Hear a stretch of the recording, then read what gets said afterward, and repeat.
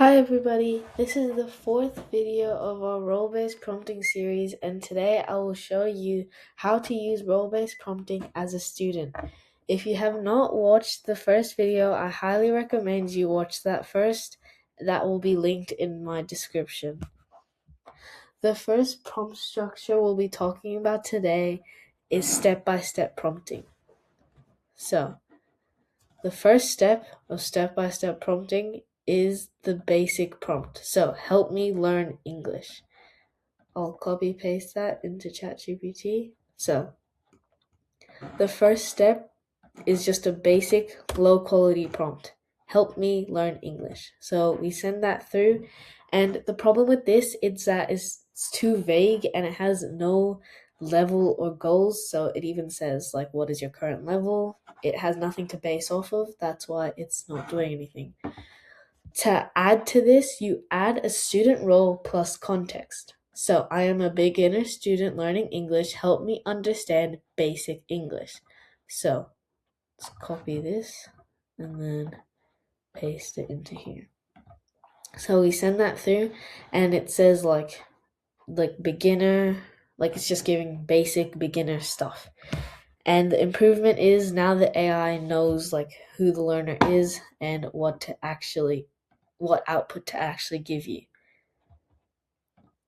To refine this further, you add a learning focus. So rewrite your explanation focusing on vocabulary, simple grammar, and everyday sentences. So copy and paste that.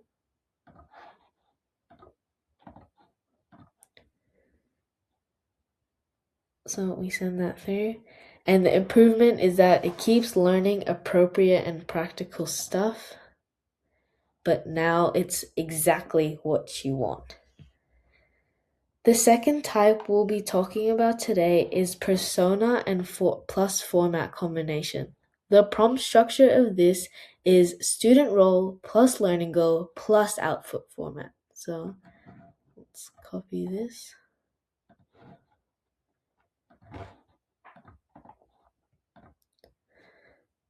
So, I am a student learning English at beginner level. Create weekly checklist of English skills I should practice. So, that is the learning level, and then that's the output. So, we send that through, and it's given you a really basic rundown. And the good thing about this is that it's easy to follow, student centered, and encourages independence.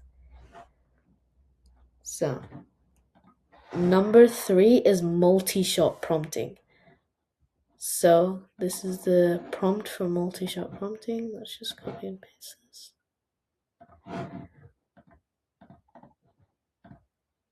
So, I am a student learning English. Here are 2 examples of my sentences. Sentence 1, sentence 2. Now look at my new sentence and tell me what I did well and what I can improve. So this builds confidence, shows patterns, and encourages reflection. So I didn't give an example, but if you do, it will give you really good feedback. Now, chain of thought prompting. So let's just copy paste this.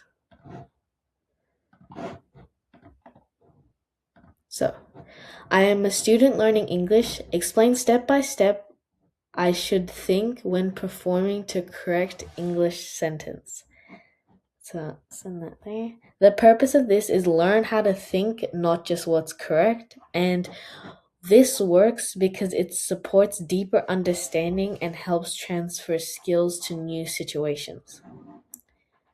The 5th one we'll be talking about today is act as system prompts. So I'm just gonna copy and paste this.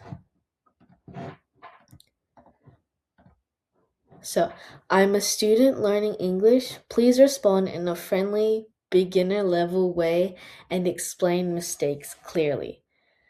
So, this could be anything. It could be respond in a way suitable for a beginner student, explain as if I'm learning English for the first time, correct my mistakes gently, and explain why. So, send that through. And it's given you exactly what you've asked for. It's even given you some tips. Last but not least is prompt sandwich method.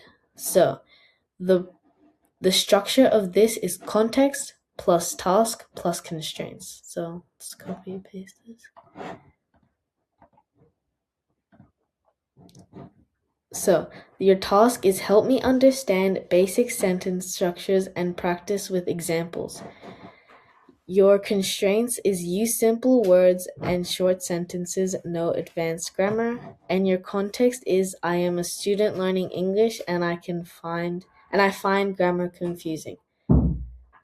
So you send that through. And students like this because it reduces confusion, keeps learning safe and manageable, and builds confidence. So I hope you learned from this. Have a good day.